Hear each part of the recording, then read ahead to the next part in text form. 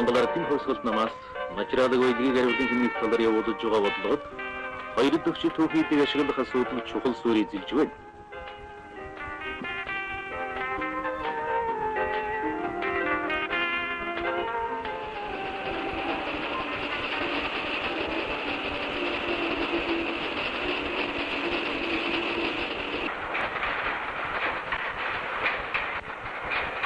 Дэлхийн олон оронд байгалийн таатай нөхцөлд ойрхон газраас хямдхан аргаар олборлох баялаг хомсдож, байгалийн баялагийг олборлох, боловсруулах, түүхийдийг тээвэрлэх зардал ирс нэмэгдэн, анхдагч түүхийд ховордож үнэн өндөржиж байхад нөгөө талаас үйлдвэр хөгжин хүн ам өсөж, хот сүрэн газар өргөжхийн хэрээр үйлдвэрлэл хэрэглэнээс гарах хаягдлын хэмжээ жилээс жилд ихсэж, байгаль орчныг бохирдуул хаюул тулгарч байна. Ийм учраас материалын баялагын ашиглалтыг сайжруулан хаягдлыг багасгах, гарсан хаягдлыг зүй зохистой ашиглахад онцгой анхаарал тавьдаг болж байна. Энэ кинонд ашиглал алдуулах хоёр дахь материалын баялаг, хоёр дахь түүхийдийн тухай өгүүлнэ.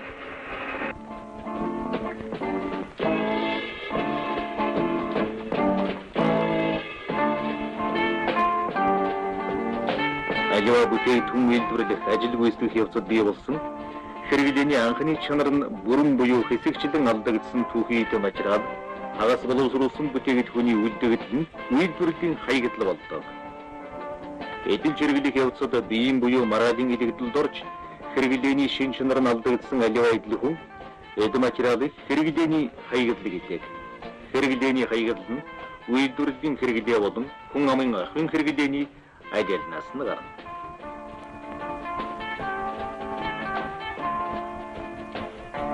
Үйлдвэрлэл болон хэрэглэнээс гарч байгаа бүх хаягдал нь хоёр дахь материалын баялаг болдог бөгөөд улс ардын аж ахуйд эргүүлж ашиглаж болох хоёр дахь материалын баялагийг хоёр дахь түүхийд гэдэг.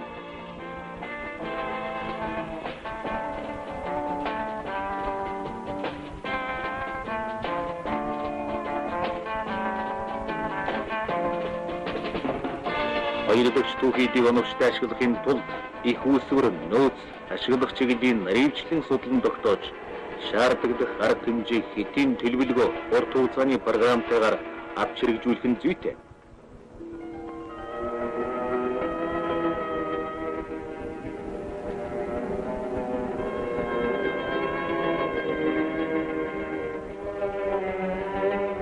Төмөр аль ч оронд үнэт түүхийдийн тоонд ордог. Манай орны төмрийн гол нөөцийн нэг нь эдлэгийн дууссан машин техник түүний эд анги билээ. Гэтэл хөдөө аж ахуй барил уурхай тээврийн зарим байгууллага хуучин машин техникийг бүхэл бүтнээр нь хаалтарлсан газар хайж байна. Хаягдал төмрийг улсын бэлтгэл тушаахын оронд замаас зайлуулан жалга судагт хайж өрөөлөг устаас болон өөрөөсөө далдалж нүглийн нүдийн хүрлээр хуурдаг үл үтэх үзэгдлийг үндсээр нарилгах нь зүйтэй.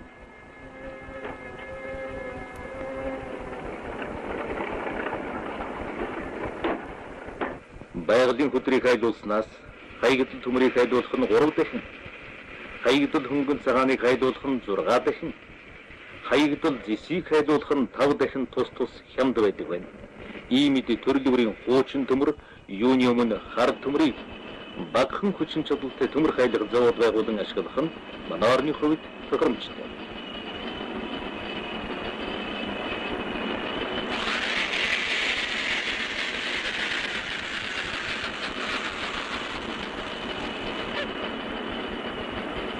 Төмөр хайлах завод нь зарим цогцлолын хэрэгцээг эх орны үйлдвэрийн бүтээгдэхүүнээр хангах, цутгуурын үйлдвэрийг хөгжүүлэх, төмрийг хаягдал багтаа ашиглах хайтай нөхцөлийг бүрдүүлнэ.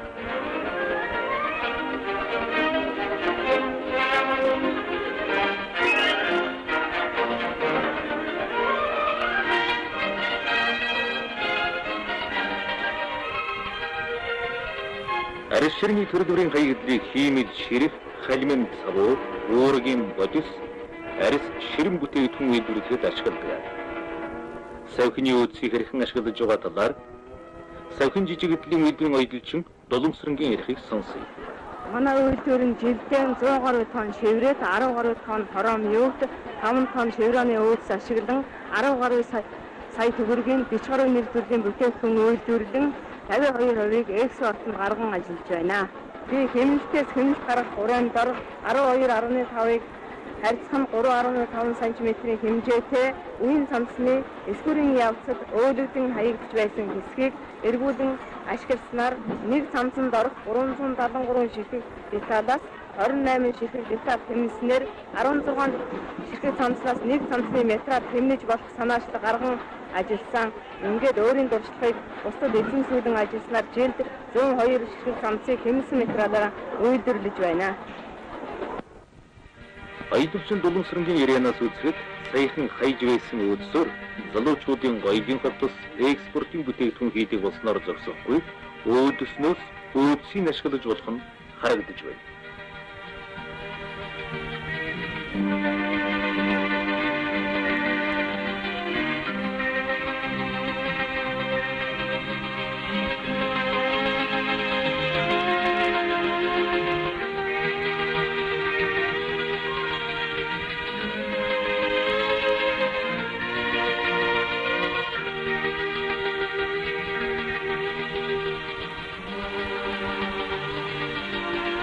Нэхэний жижиг өөдсийг зүйж төр бүрийн бүтээгдэхүүн үйлдвэрлэдэг боловч бүх өөдсийг одоогоор бүрэн ашиглаж чадахгүй байна.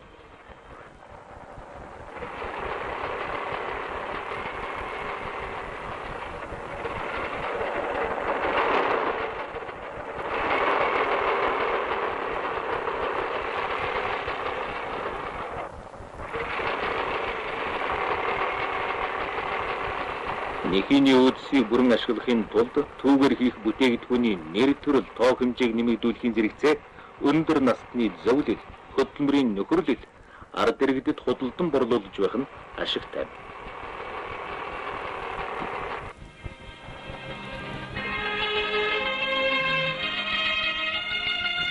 Ноосуга үйлдвэр, эски бодлын үйлдвэр, нэхмэл сүлжмэлийн үйлдвэр, будагтай ноос, цунгог, эскийн зах, утасны тасархай, хивс, даавуу, сүлжмэлийн өөдөс, ноос, ноодурын сэв зэрэг хоёр дахь түүхийд ихээр гардаг.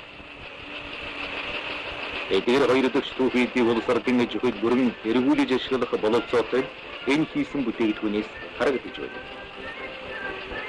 Эрмэдийн үйлдвэрлэл гардаг төрөл бүрийн утасны хаягдлыг үйлдвэрлэлд эргүүлж ашиглахаас гадна хөдөлмөрчдийн өргөн хэрэгцээнд худалдаалах ажлыг өргөжүүлбэл үр ашиг нь улам өндөрж болно.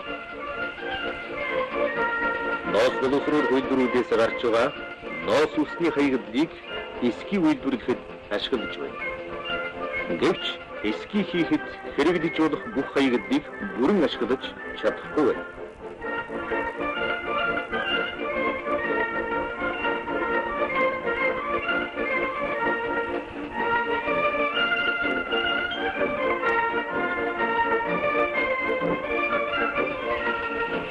Үйлдвэр аж ахуйн газар байгууллага бүр өөрийнх нь үйлдвэрлэлийн явцад гарч байгаа хоёр дахь түүхийдийг юуны өмнө өөрөө эргүүлж ашиглах.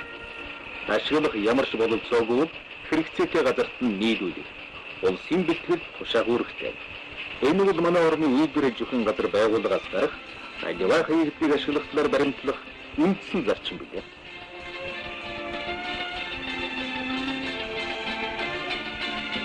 Хэмсний үйлдвэрүүдээс гарч байгаа хаягдлаар гар хивс үйлдвэрлэх, сэмэлэн дахны эрч, утас болон хивснийхэд ашиглаж байна. Чехныгийн засвар тохируулгын үед гарсан гэмтэл согогтой хивсний өөдсөөр гэр ахуйн зориулалтад олон төрлийн бүтээгдэхүүн хийж өргөн хэрэгцээнд худалдах бүрэн бололцоотой.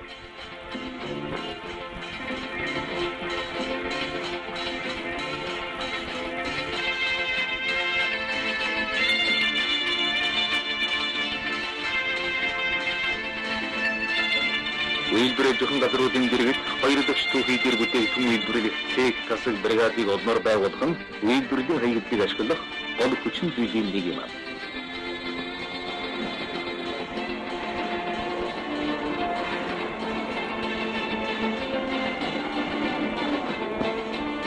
Нэхмэдийн үйлдвэрт хоёр дахь түүхийдийн ийм цех байгуулсны үр дүн эрэг хэрэгцээтэй сайхан бүтээгдэхүүний нэр төрөл тоо хэмжээ өсч байна.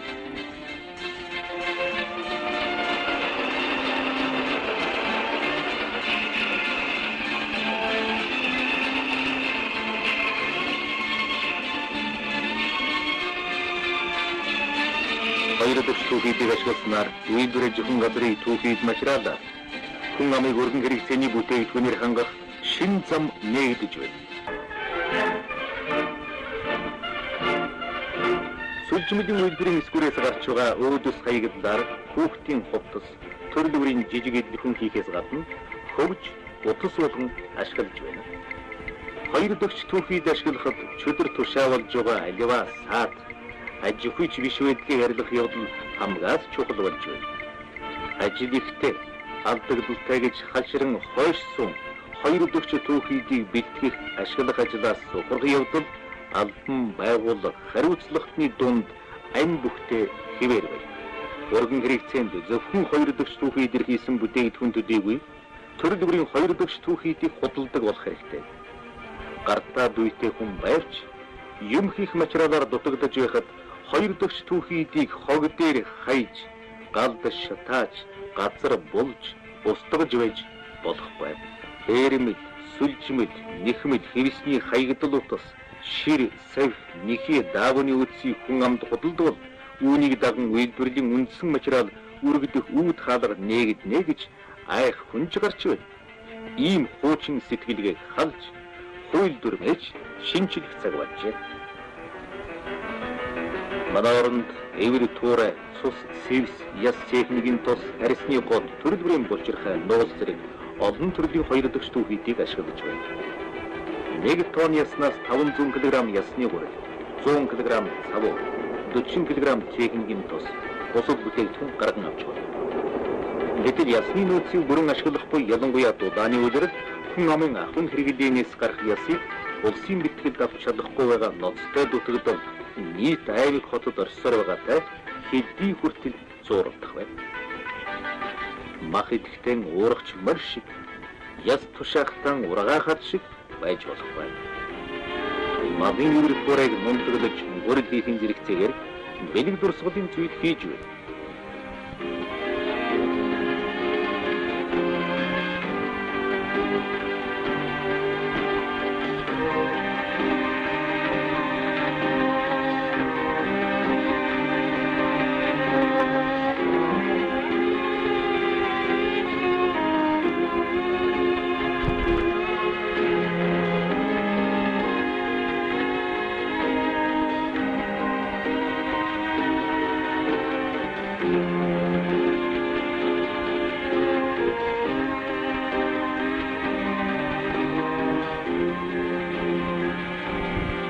Мадын нойр булчирхайг хэрэггүй юм шиг үздэг байсан цаг саяхан. Гэтэл өнөөдөр нойр булчирхайг ашиглан төрөл бүрийн чухал хэрэгцээтэй эм үйлдвэрлэж өөрийн орон нутгийгүй гадаадд гаргаж байна. Үхрийн нүдний шингэнээс илэгний эм, нядлах малын хээлнээс ийдис, микроорганизм ургуулах, тэжээлт орчин зэрэг бүтээгдэхүүн үйлдвэрлэв. Мадын гаралтай хоёр дахь түүхийд нь биохимийн үйлдвэрийн чухал түүхийд билээ. Мадын амьсгалыг ч гэсэн ашиглаж болно. Мод үйлдвэрлэлийн аж ахуй, мод боловсруулах үйлдвэрт модны хаягдлыг гаргадаг. Гэвч модны хаягдлыг бүрэн зүй зохистой ашиглаж чадахгүй л байна. Ялангуяа модны хожууд, мөчрийг хайж, барих туймэрч чадсан модыг ашиглахгүй байгаа ноцтой дутагдал арилаагүй байна. Гэтэл 1 тонн хар модны шилмүүснээс 3 кг, нарсны шилмүүснээс 4 кг, хушны шилмүүснээс 10 кг, жодооны шилмүүснээс 15 кг эфирийн тус гаргаж боловсроотой. Мод бэлтгэлийн ажилд туушийн тээвэр нэвтрүүлж байгаа нь гуайлангийн үзүүр язуурыг ойд тайран хайдаг байсныг боловч ойгоос түлшний модод зориуд тогтолцохыг зогсоох зөв зүйтэй сайн санаачлагч гарлаа.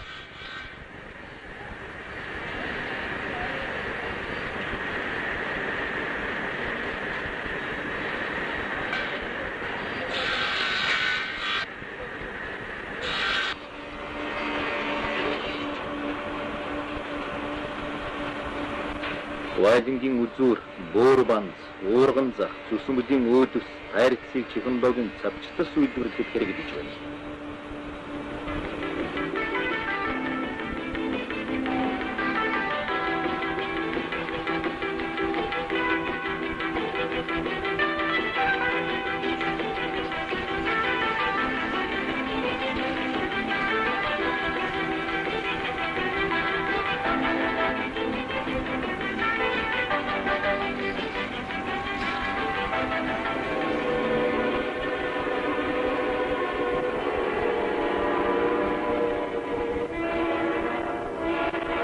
Байгалийн сайхнараа гайхагдаг хинтийн улсын хаяа билээр огтулсан мод овоолсон үрдэс олширсаар байна. Ганц энд ч биш хот хөдөөгийн мод боловсруул үйлдвэрүүдийг даган үрдсэн уул өндөрцсөр байна.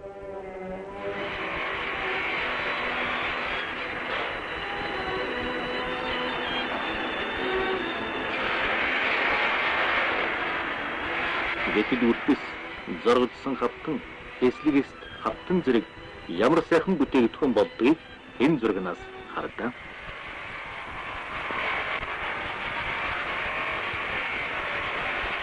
Модны үзүүрээр зүсмэл мачраад уурган зах, буур ганзаар гэрийн өөний хан зэрэг төрөлбөрийн бүтээгдэхүүн зүсмэл мачраалын өөдөс тайрцсаар таарч тохирох жижиг идэлхэн үйлдвэрлэх бололцоотой байхад ажлын амрыг харан хаягдлаг аргал түлшинд өгчхөөд сууж ээж болохгүй. Ингэж таарахгүй. Их орны маань ойн баялаг арвижихгүй харин хомстож байгааг хатуу анхаарах цаг болжээ.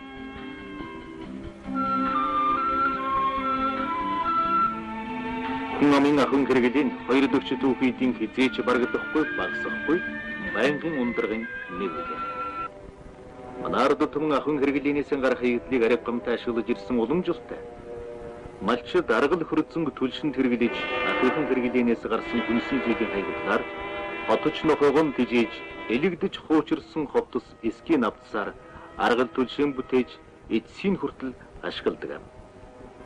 Гэтэл хот сүрэн газрын айлууд ховор хоёр дөгч түүхийдийг хов руу хаяж гал руу хийж байдаг нь юуных вэ? Манай орны ерөнхий боловсролын сургуулийн бүх сурагчид зөвхөн жилийнхэн хичээлийн хуучин дэвтрийг хаягдаггүй улсын бэлтгэл тушаавал жил тутам 1400 тонн дээд зэргийн чанартай цаас цуглуулах бололцоотой.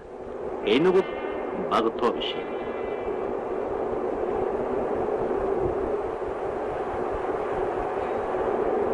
Хаягдл цаас хуучин ном хэвлэлийн 1 тонн хаягдлаар 700 кг картон үйлдвэрлэж болно.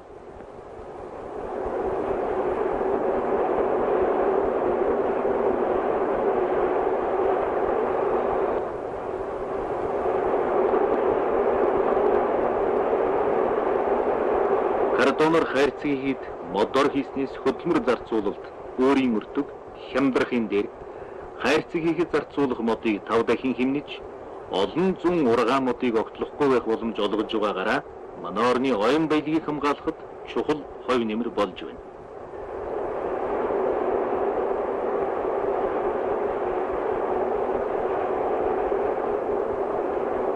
Айлөрөх иргэн бүр ахын хэрэглийнээс гарах аливаа хоёр дөгч түүхийдийг хог дээр хаягдаггүй улсын бэлтгэл тушаах үүрэгтэй.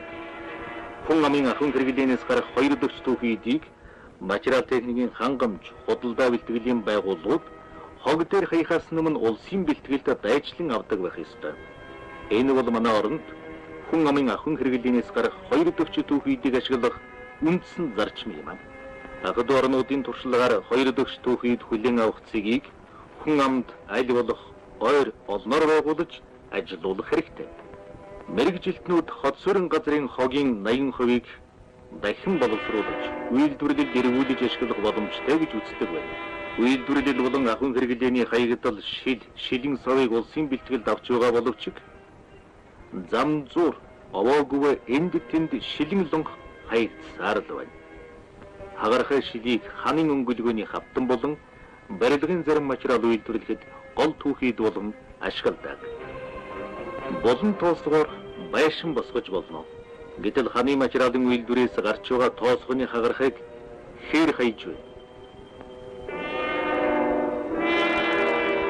Цагаан станцын үнэс шлакийг уул аваа болтол нь хуримтлуулж явахыг зогсоож, цемент, тоосго, хөнгөн бетон, шлак бетон үйлдвэрлэх зам тавихад ашиглаж болохгүй гэж үү? Үнэс ч гэсэн үнэт түүхийдийн нэг. Уулуурхан хөрс хуулалт нэвтрэлт баяжуулалтын ажлын явцад гарч байгаа хөрс шороо чулууг түүхийд болгон ашиглах явдал чухлаар шаардагдж байна. Монгол Ардын хөлсгөлд намаас хоёр дөгч түүхийдийн ашиглалтыг сайжруулах талаар дэвшүүлж байгаа зорилтыг хэрэгжүүлэхэд 8 настай болчраас эхлэн 80 настай буурлууд хүртэл хувь нэмрэн оролцгаая. Ашиглах алтгуулах баялагийг хог болгон хаях хэрэг аль ч үйлдвэрээ зөвхөн газар байгууллага айлөрөх хаанчиг тэнд ч байхгүй.